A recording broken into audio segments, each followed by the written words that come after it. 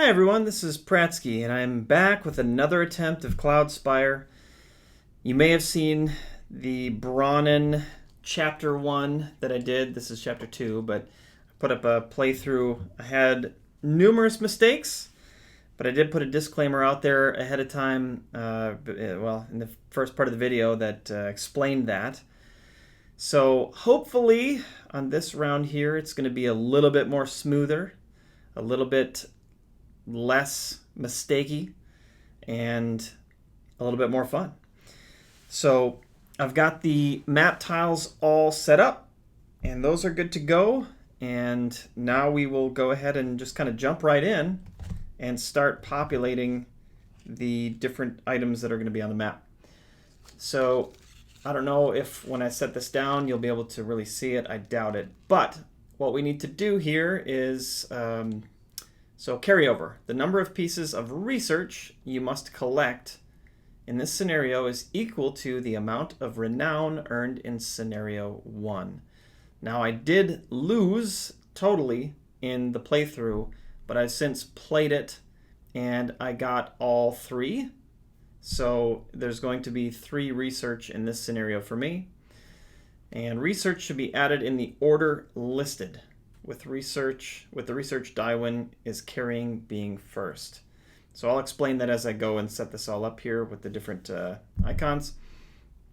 And then on a number of these spires, you can see that there's question marks. Question mark, question mark, question mark. That's going to be the result of this roll here with the setup. So I'll explain what the results of those are as we go. So let's get started with A. So A is going to be a retall spire. Just going to look like that. And it's starting with attack, attack, followed by the results of the die roll here. So we got a 5. It's going to be range, range, range. Ugh. Okay, so that's quite a bit, and that's going to go on this space here. There we go. And on B, which is the next space, it's going to be a shrubbery spire. It's going to start with attack, attack, followed by a 3. 3 is range, range, fortification.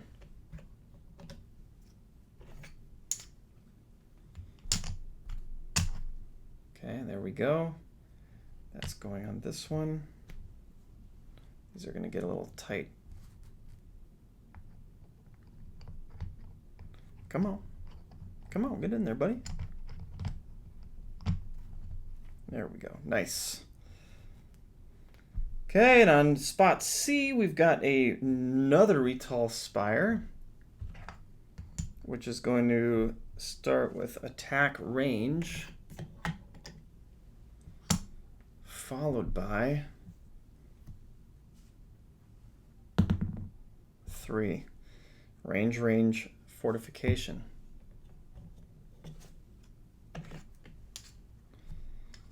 So we got quite a bit of range on a couple of these. 4 range to be exact. Yeah, these chips can be tough to get under the Grove Tenders, especially. It's probably one of my worst attempts, and I got it captured on film. Wow. What is my malfunction here? Am I going to edit this out? Nah, I'll probably leave it in. Okay, come on. Is it just the mini? I'll try a different one. Okay, they're all nice and lined up. Okay, maybe it was that mini. Maybe that one's just a little bent up on the bottom or something.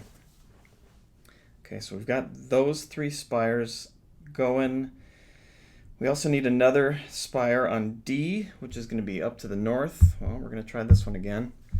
That's going to be a shrubbery spire with attack, attack, range, range.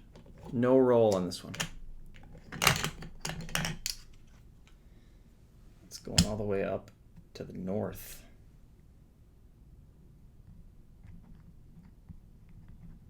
Yeah, it's this spire.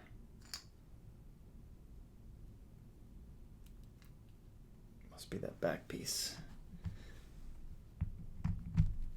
All right, there we go. Wonderful. So that is set. Now we need to put Dywin out there, which is the Grove Tender hero. So he needs a research, represented by a face-down market chip. So I'm just going to take a market chip off the top, stick it right there.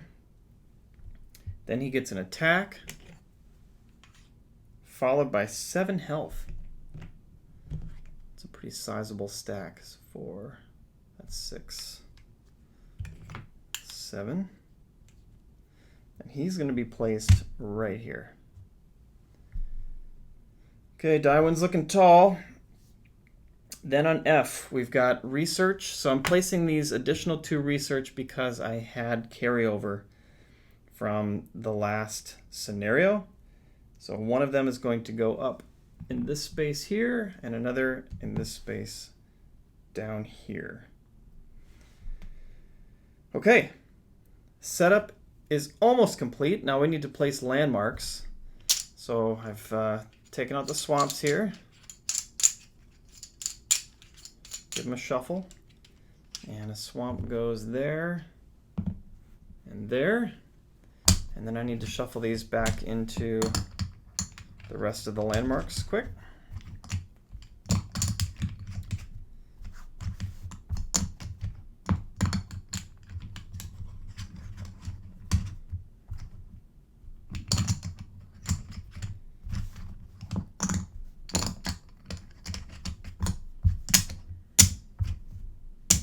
Okay, so I gave them a shuffle, and then I'm going to cut them right there. And then we'll start populating off the top, from the top down. That's what I like to usually do. And I've got 2 swamps.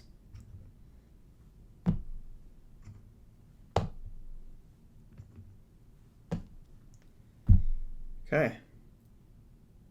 It's looking pretty good. I don't see any other source wells out there. All right.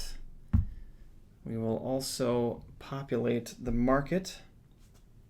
Now here's a question I have forgotten to ask, and that is when you're making the market in solo, since there's only 1 player, do I do 1 chip plus an additional, and so there's just a total of 2, or do I count the Grove Tenders as being a player in a sense, and then have a total of 3 chips out there?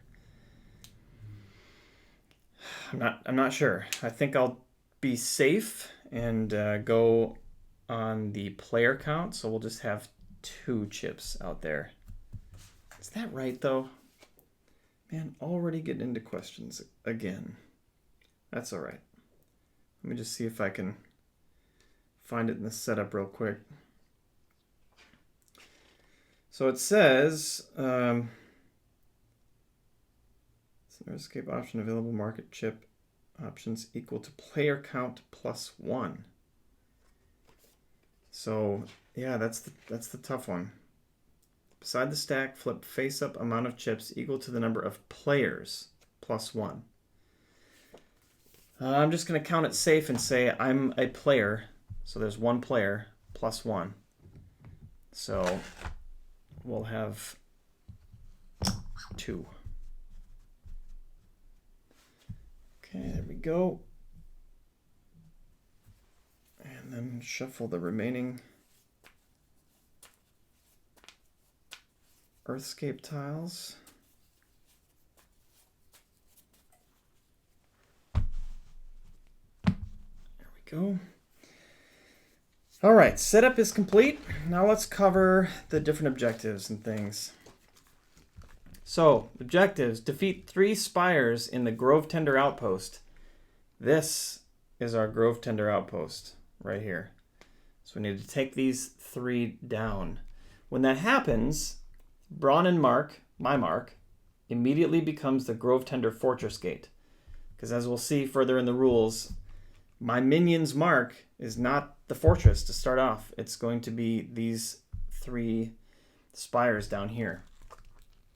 Second objective, construct 3 Brawnen spires where the Grove Tender outpost spires stood and keep them from being defeated until the end of wave 4. So not only do I need to try to take these down, but I need to build my own spires here. So that's going to be challenging. Now there is an entry in the FAQ on Chip Theory Games website that says that this was a misprint.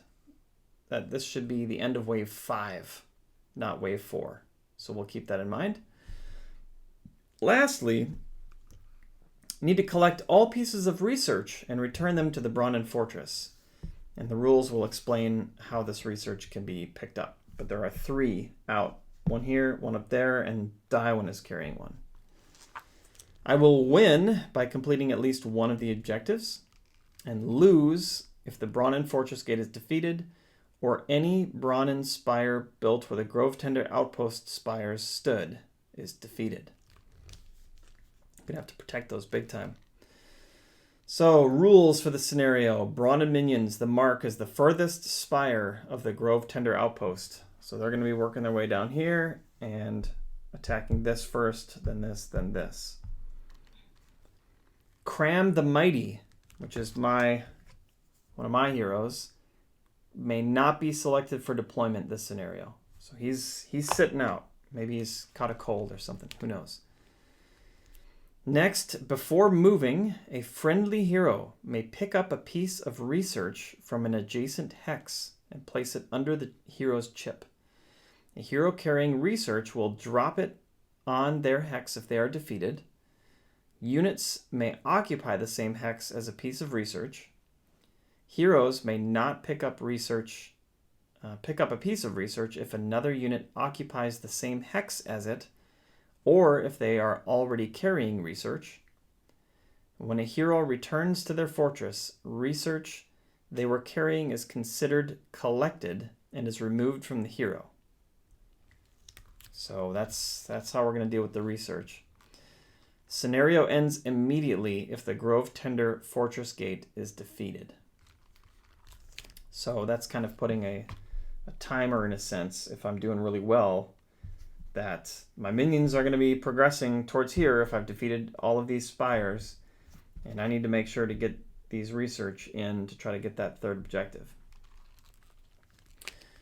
All right, AI notes. Grove Tenders do not place purchased Earthscapes. Okay. Daiwan will not move or attack until provoked. She is provoked when an opposing unit steps onto aisle 7, which is this piece right here. So this big tile here. So as long as I can stay off that tile or that aisle, Daiwan is just going to chill right there. Daiwan's mark is the closest Brawnen unit, staying at least 2 hexes away to attack with range when possible. When leveling, attack upgrade if last upgrade is range. Otherwise, range upgrade. Okay. And it ignores upgrade restrictions. Great. And lastly, Grove Tender minions. Their initial mark is the opposing fortress gate. So their Grove Tender is heading towards my gate. And when Brawnen Spire is constructed, when a Brawnen Spire is constructed, where the Grove Tender outpost spires stood, the Grove Tender minions will immediately switch their mark to the furthest spire constructed there. So they would end up coming down here and trying to get my spires. Okay, then we have a number of AI talent triggers. I have read through all of those already. I think the important ones are, I don't know if, nothing seems like it was much of a surprise. Survival, so with the AI, this unit will use its movement if able to make an attack after moving, or if it's at full health. Otherwise, it will forego movement and attacking in order to trigger this talent. Water Walker, the unit will end its movement on a water hex if it's able to do so while making the most possible progress towards its mark. I guess improve triggers the first time this unit ends its movement adjacent to a friendly spire, adding an attack upgrade to it. Cool. All right, so I think now we are ready to jump in and get this thing started. So as you can see here, we have no event phase in wave 1. So we are ready to go. Also, just to clarify something, in one of the videos I created before, I said, during these build phase and market phases, if you see this dash, it doesn't mean that the market phase or the build phase is skipped. It means that you proceed as normal. There's just no restrictions, and there's nothing that the AI is doing during that time. That is not true with the event phase, because you don't draw event cards in solo and co-op. If the events phase has this, it's essentially a skip. So that is a kind of an important distinction between the dashes here in the different columns. All right, but anyway, no event phase. Income phase, we get 5 source. So we'll roll up our dial. Market phase, Grove Tenders purchase an Earthscape, and they are first. So they're going to purchase this. So I can't buy that. And otherwise, okay, so I've got 5 source to work with. What do I want to do? So do I want to buy a hero? I can't buy this. That's 6 source. So we got Berrybrund. He's got evasive, which let's read that just to make sure it's understood what that is. I think I remember, but just to be sure. Okay, so when attacked by a unit with talent range, reduce damage dealt to 1. I mean, that's not bad, but Berrybrund here only has 2 health. It's got 2 upgrade slots, so we could probably give it an attack and a fortification to make it a little bit better. But is that really what I want? I don't know. Not so sure about Berrybrund there. Let's see.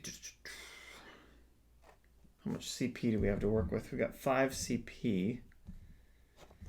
So, well, Osh is going to come out for sure. So we don't need any CP for that. And we're going to have to be protecting against some of the minions coming this way. Man, I really like having Aegis out there. So maybe, I wonder if it's worthwhile trying to do something with that. Use my CP to do an upgrade in the fortress here. So, well, this is interesting. For 5 source, I could put a level into assembly, which would make Aegis minions deploy on their promoted side. So they've got armored and 3 health. This makes them move slower, but also gives them assault, which is fantastic for going after spires. But is that what I want right now with basically all of my CP? Our other options are like a dispatch and a battleborn.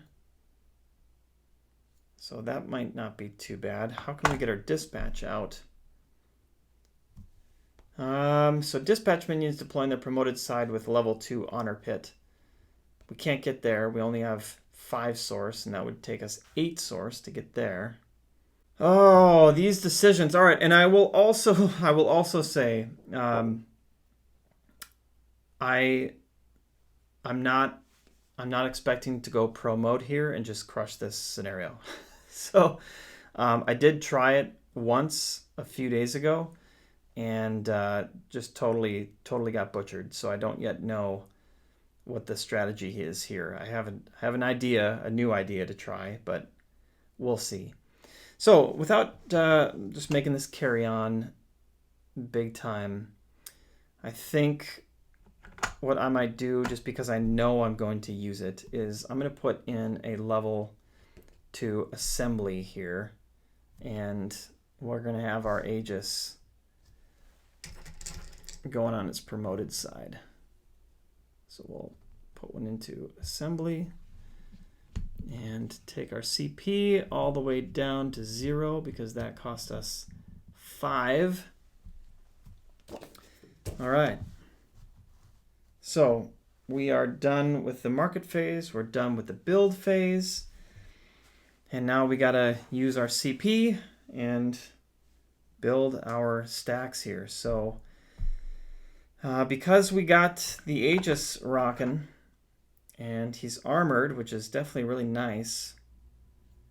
Oh gosh, though. Yeah, I couldn't get the dispatch up. So we're going to go with an Aegis. Promoted. That's going to be 3 health.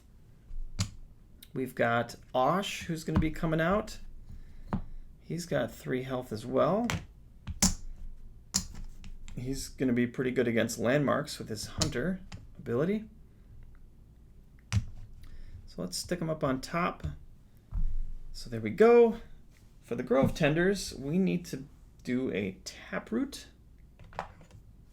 That's got 3 health. Followed by another Taproot.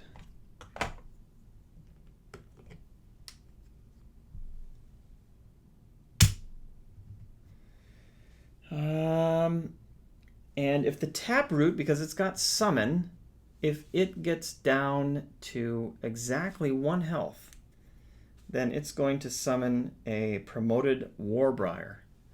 So we need to hope that that does not happen. All right, there we go. So I think we are ready to start. So let's do this. All right. So onslaught phase. Let's get rocking. Grove Tenders are kicking us off here. So Taproot is moving first. It's got 2 movement. 1, 2. Followed by the second, which gets stuck behind it. We've got Spires, Exploration, Attack, nothing. They are done. Then on to our turn. So Osh is going to step up a couple of spaces. He's got 2 movement. Followed by the Aegis, which has 1 movement. And Spires Fire, nothing there. Exploration. So I think I will take a look at this one with Aegis. Okay, it's a bounty hunter with fair fight. I don't want to reveal this because it's gonna hurt, because I'll attack with 2 and then get hit back with 2, because fair fight means that they will basically use the same attack value of whoever is attacking it. So while that would be nice, it's just it's not going to happen here. So we're going to leave that face down, and with Osh I will check this one out, and it's a Source Peddler.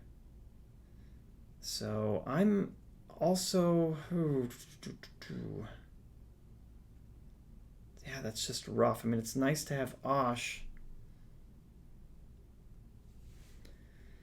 but yeah, that's, I guess, one thing I didn't think about is that Osh would be able to kill this one. It's just that our Aegis would get down to 1 health right off the bat. Oh, it's a super tough call. The Source would be great. And then we would be able to build a Spire out here, which I think we're going to need.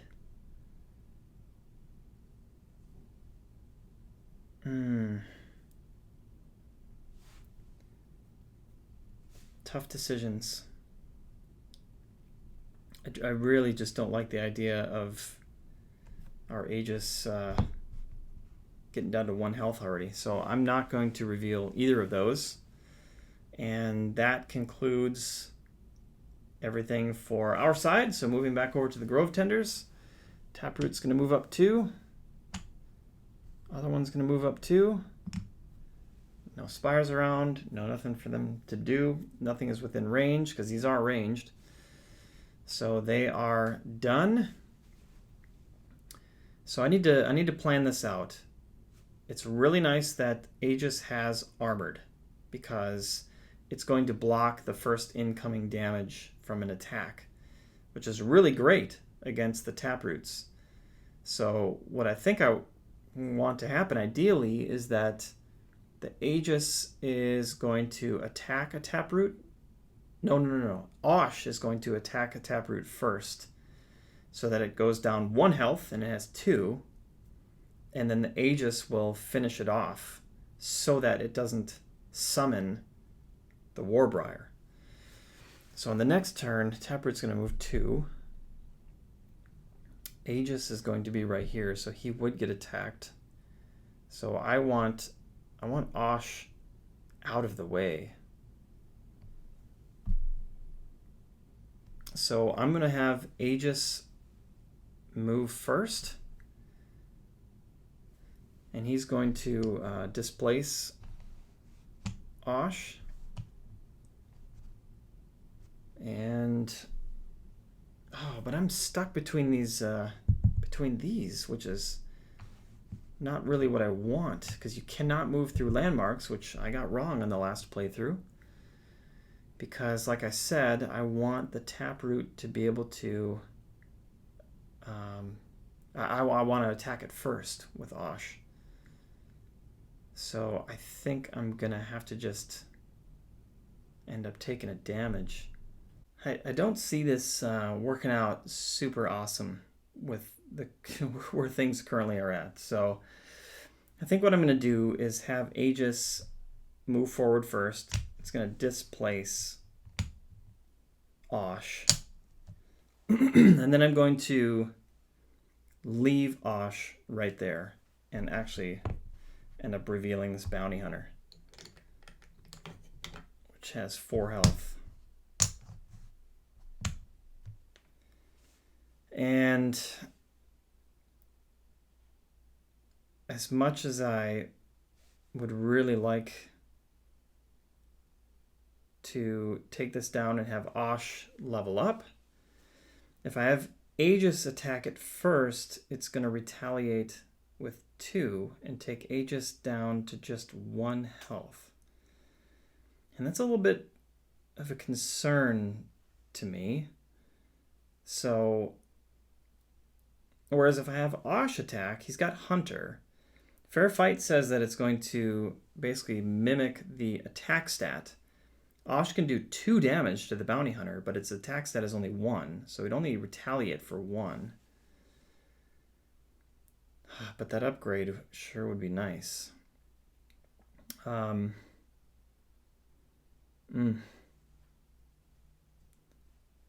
Well, I think we want to.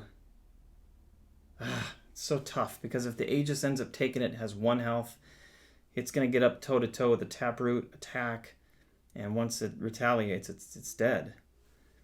So we'll have Osh do the first attack for 2. I really don't know if this is the best decision, but we're going with it anyway. And then he takes 1 in return back for retaliation, and Aegis ends up killing it. So we get 3 source, and Aegis is still at full health at least. And we've got this space open now if we were to want to build a spire, which we are going to need to do if we want to get influence and be able to build down here. Okay, so that is the end of our turn. So back to the Grove Tenders. They're going to move up 2, 2. And no spires or anything. And this first Taproot is within range of the Aegis, but Aegis is armored, so nothing happens on that attack. Just defends it with no problem. All right, and then, yeah, this is tricky here because it's our turn. Aegis has to move. So Aegis is going to go there. Now I got to decide what I want to do with Osh. Osh can't get within range to kill it. And if I get too close, then he's going to be fired on by those taproots, and I don't like that. So I think I'm kind of SOL a bit here, which is quite unfortunate.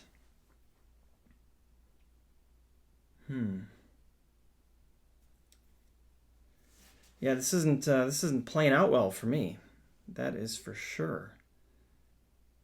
But let's play it out, because this is how the game works, and many of you will set up these scenarios and are going to have experiences like this. But I'm clearly seeing that I think I should have done things differently with what I brought out. So, oh yeah, I mean, if I move Osh up here, then on the Taproot's turn, this guy, I mean, they're both going to kind of end up like this. And they can both take a shot at Osh and kill Osh. I don't want that to happen. So let's just see what goes down here. So Aegis is going to attack it for 2. The Taproot is going to retaliate for 1. And now we're in a situation. So with the way summon works, which it's now down to 1 health exactly, so we need to deal with this, is flip the Taproot and group it under the summoned unit in the same hex. This unit is summoned on its basic side and placed on the closest path hex to the hero. Oh, that's if performed by the hero. So we need to flip the Taproot and group it under the summoned unit in the same hex. So it's bringing out a promoted Warbriar, which seems like pretty lousy news for us. So Warbriar comes out. It's got 4 health. At least we're not dealing with range with that one anymore, but this is not looking great. And I guess I probably should have moved Osh, but I didn't, so I'm gonna have to deal with that. So these guys or my team is now done. Brawnen is done, and switching over to the Grove Tenders. Warbriar, I think is. See, and here's one thing I'm unsure about. Since moving to this space would not cause it to advance, do I need to do that? Because if I did, then I have to deal with Impale, which I would love to not deal with. Or can I leave him there and bring the Taproot up here?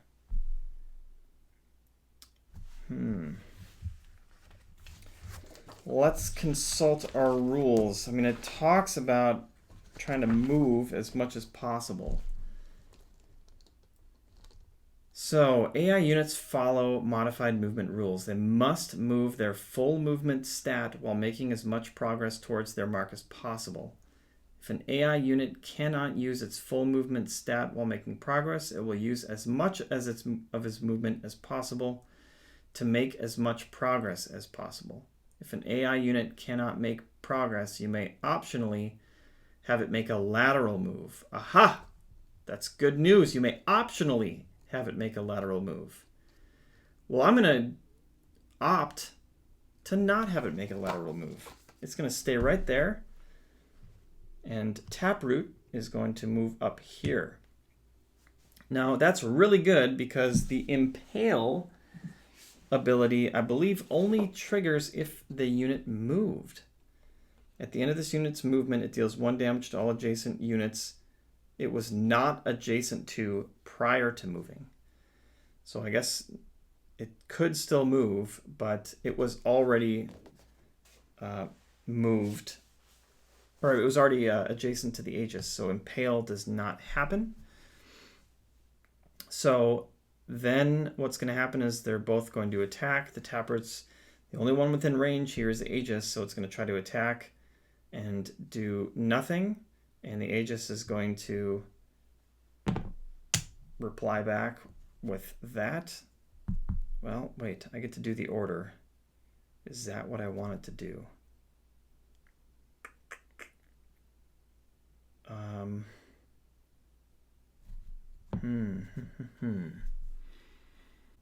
That just means on the next turn the Aegis is going to have to attack the Taproot. And Osh isn't going to be able to benefit from that. Oh, it's a good question. So I think I will actually have the Warbriar attack first, which would deal 1 damage to Aegis, and Aegis would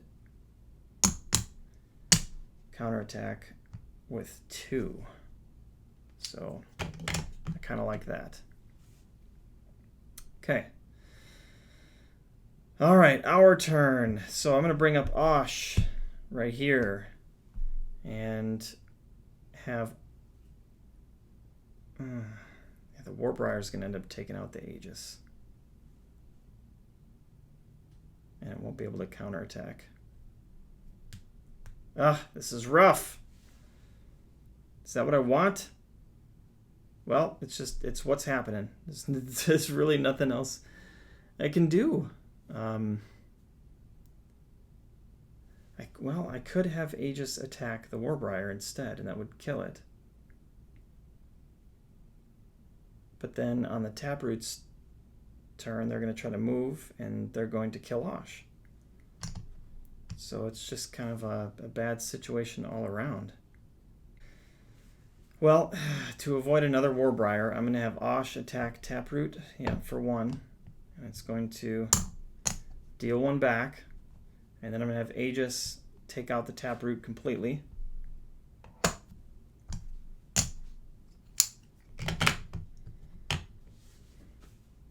And that is it. Now I'm going to have Grove Tenders are up. Warbriar is going to stay right there and not move, otherwise it would impale Osh. So it's going to do its attack and unfortunately kill Aegis. I'm not liking that one bit. Okay. And that is it. Now here's where things get dicey, because if I go up and try to attack the Warbriar with Osh, Osh is just going to die. He's only going to do 1 damage to it. So I think I need to essentially let him be. At this point, I kind of wish I would have had the Source Peddler come out right here, because he would be forced to have to be attacking to that. So that was, or attacking this. So that was potentially not a smart move on my part. With the timing of that, I could have even just had my Aegis reveal that. So that's a bummer, and I can't really move up here to do it, because then the Warbriar's hitting me big time and killing me. So I'm just gonna stay put. So Grove Tenders are up. He's gonna move 1, 2, and do nothing. Then on my turn,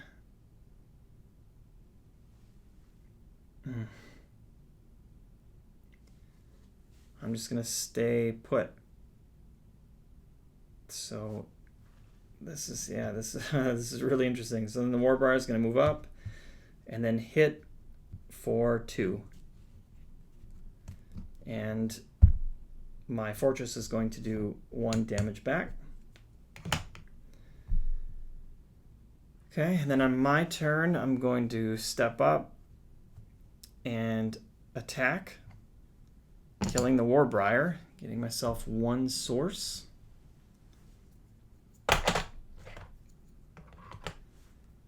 And Taproot flipped is there now, and it has 2 range. Okay, so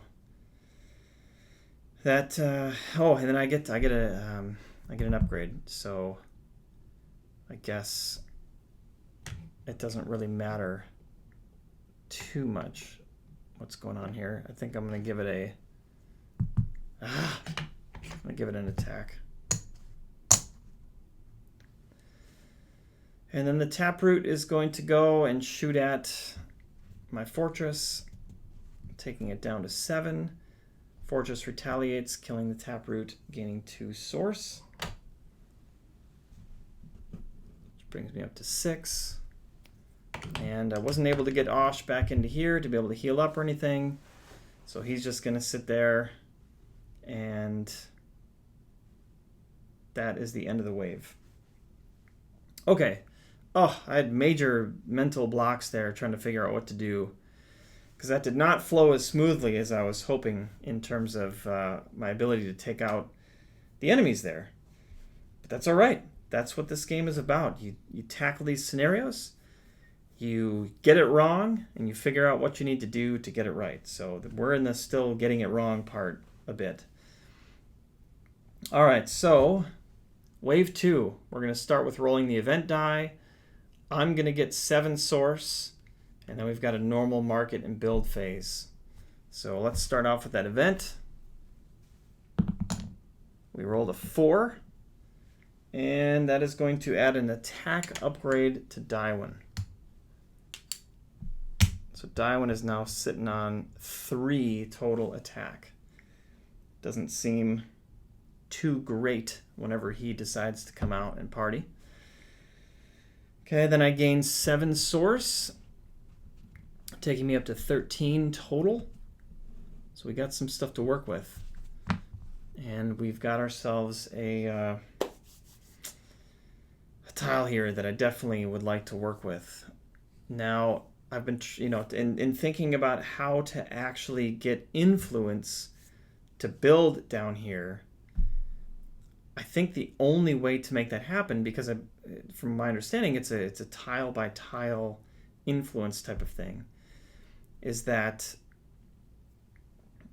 I can't count on these, because this is a tile, this is a tile, this is a tile, this is a tile. I would need them all built up along here, and so I'm going to buy this in the market phase for 2 source, taking me down to 11. And then I think what I'm going to end up doing is connecting this down here.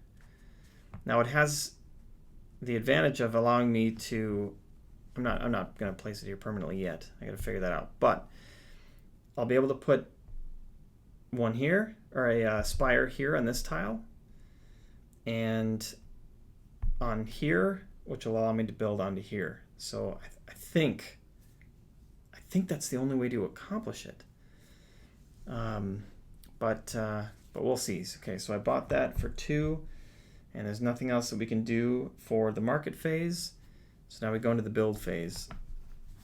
And where do I want this source well? I think that's the big question. Do I want it here? Do I want it down here? And I'm kind of thinking up here.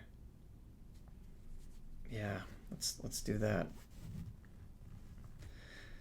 Now, a huge disadvantage to placing this now is range. This spire here has 4 range. 1, 2, 3, 4.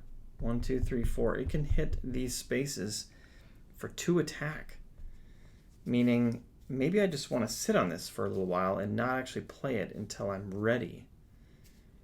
I think that might be the best way to do it. And I'm pretty sure you can do that. Like once you buy it, I think you can just kind of keep it until you're ready to use it in a build.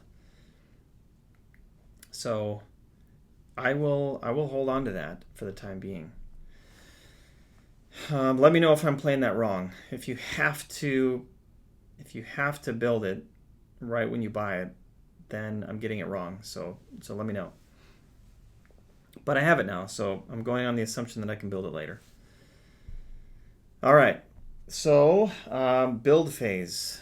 We've got 11 CP. What do we want to do to make things happen here? Now I could build on here once Osh moves, and we could build a dispatch platform, which might not be a bad idea. It's got splash.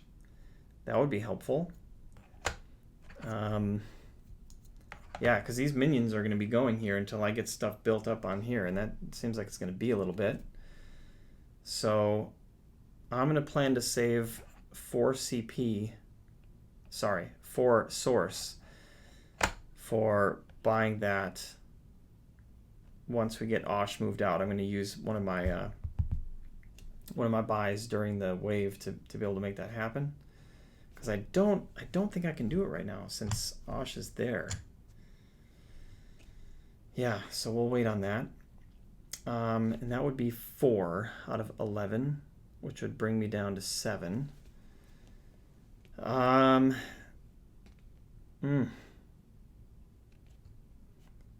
do I wait on that and allow myself to upgrade to have my dispatch have not only 2 range, but have splash and 2 attack? That seems fairly solid.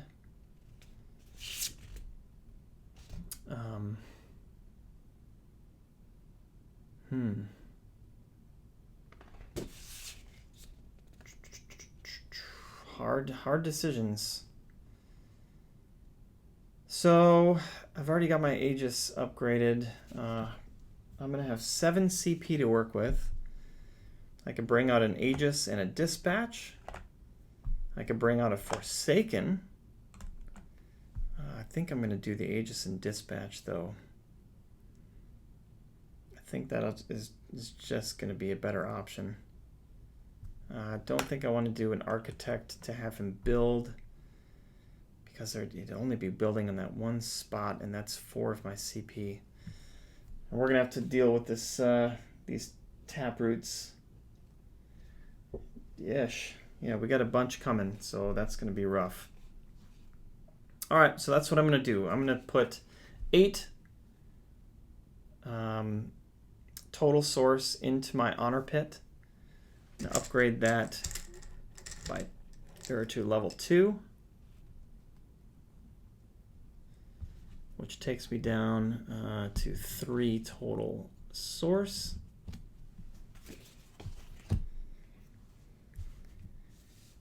And oh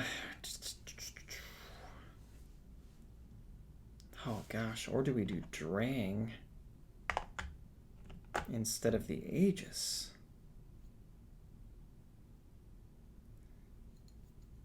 We could get her up to 2 range with 2 attack.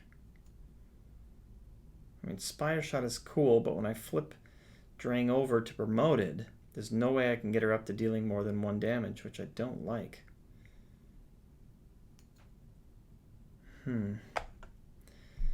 No, we're going to go Aegis and Dispatch. Alright, so with my 7 CP, I'm doing a promoted Aegis and a promoted Dispatch. So promoted Aegis gets 3 health. Dispatch gets 3 health. I'm actually going to have Aegis go out first and kind of hold back our Dispatch there. To sit back and kind of pick things off. All right.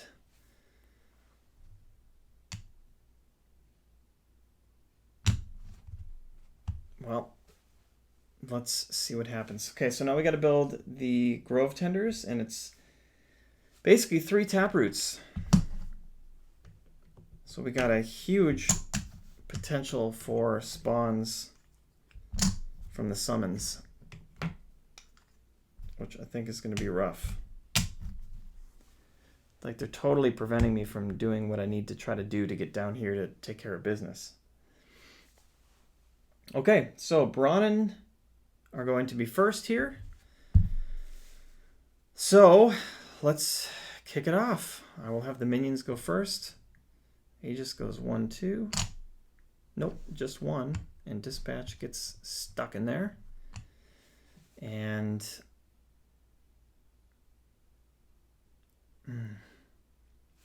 just really debating on this one here. I think we're going to leave it for now. Okay, that's all I'm going to do. So then on to Grove Tenders.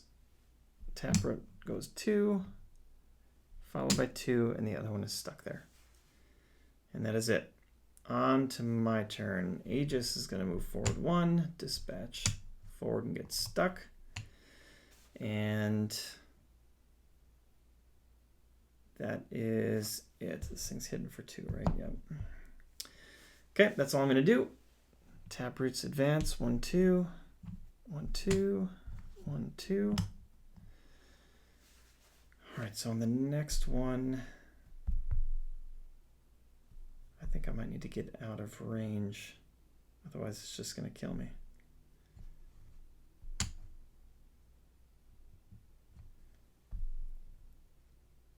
Yep. So Aegis moves up 1, dispatch goes here. All right, Taproots move up 1, 2, 1, 2, 1, 2.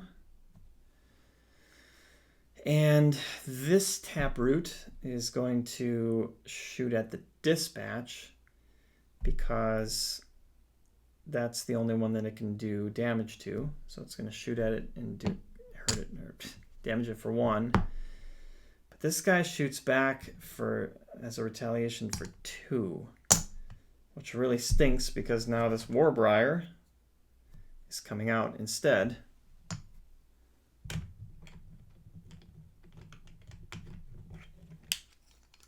Oh man.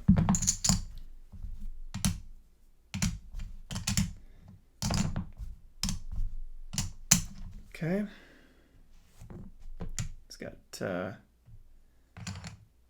I'm just bad with chips today.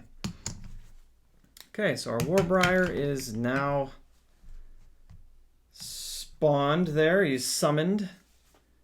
And that this Taproot, of course, can fire on this guy, but he's got armored, so nothing will happen.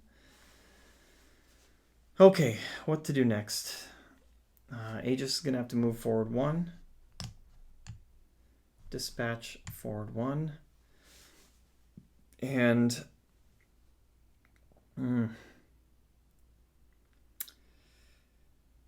yeah, this is tough. I'm gonna have Osh move up here. All right, so Aegis is going to hit the Warbriar for 2. And it's going to get a retaliation of 2. And then we're going to have this guy shoot this Taproot and hit it for 2. This is probably a horrible idea. So it hits it for 2, and then I will use the splash to deal 1 damage to the Warbriar and 1 damage to this Taproot. This Taproot is now going to flip and summon another Warbriar, which is going to have 4 health.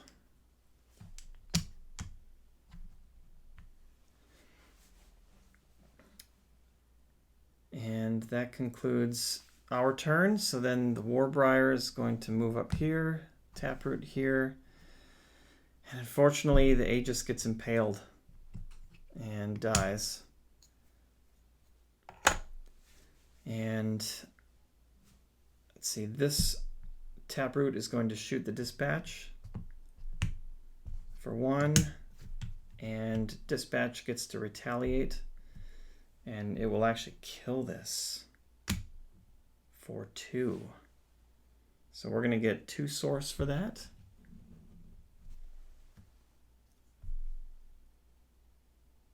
Where'd you go? Right there. And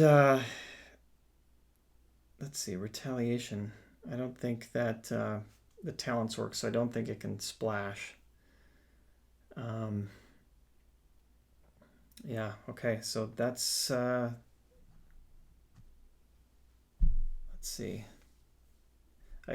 Yeah, I guess this Warbriar gets to attack the dispatch for 2. So dispatch is dead. It's looking grim over here. And yeah, that's it. Wow, this is nasty. So I'm gonna move up here for my turn and explore this. Where was I? Oh, if I do that, then I'll get shot by that. 1, 2, 3. Oh my goodness. I think this is game over for me. Yeah, this is just looking bad, big time. Well, I'm gonna go here with Osh, and that's it. And then this Warbriar will move up 1, 2. This guy's gonna go 1, 2.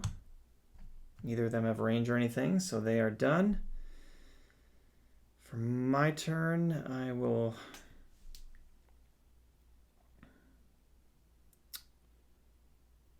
man, I'm gonna go 1, 2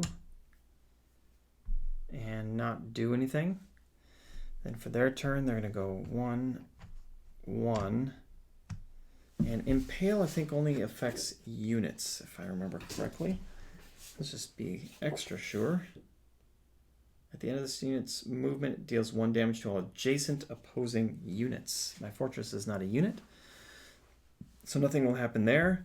So it's going to do 2 damage to my fortress, puts me down to 5. It's going to retaliate for 1, killing the Warbriar, which gives me 1 source. So I'm up to 6. Now the taproot is there. And oh, I want to kill it so bad. But I think if I do, then the Warbriar is just going to impale me when it moves. Yeah, because I'll be able to promote, but I won't get any health back. And then the Warbriar will move up. So, gosh, I can't do it. Okay, so my turn is... that's all I'm going to do for my turn. Then on the Grove Tenders, it's going to do 1 damage to the fortress. Get retaliated back, killing it, giving me 2 source. So I'm up to 8. And that's all they can do. So my turn, I am not going to do anything. Then their turn, Warbriar moves up, does 2 damage to my fortress, and it retaliates for 1. Yeah, if it does 2 more, I'm toast. So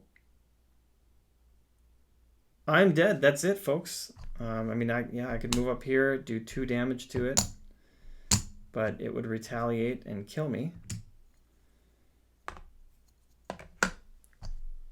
And then Warbriar would do 2 more damage, and there we go. Health is gone. So that was really interesting, and this particular scenario seems really tough with these trees. These taproots, because they first wave they come out. There's 2 of them. They're not grouped. Second wave, there's 3 of them not grouped, and those Warbriars are pretty brutal. So I'm not quite sure how to defend against those. Maybe it's going to be a really good idea to get a spire here, within the first wave, or at least before the second wave starts. That might be an important thing to look at. Also, the Aegis didn't really seem to be that effective, and I need to strategize too to try and avoid having the taproots spawn. So I need to hit it with 1, and then I need to hit it with 2. And how can I best do that? I mean, the dispatch hits for 1. Battleborn only hits for 1. Can upgrade it to hit it for 2. I don't know. I'm not seeing it in my mind yet how to smoothly get through it. But I've got to imagine that when they made this scenario, they figured out a good way to do it. I just showed you not a good way to do it. Anyway, all right. Well, that's I guess that's a nice and short one. Hopefully, I got all of the rules correct. I mean, I certainly wasn't having to deal with the spires firing or anything at this point. But yeah, I'm gonna eat a piece of humble pie here and just go ahead and post this video anyway to show how possible it is to get absolutely destroyed. But the good thing is that I had fun doing it. I mean, it's very interesting to me. This loss didn't feel like a defeat in a way where I want to pack it up and not play it for a day or two. This has me thinking like, wow, how do I actually make this happen?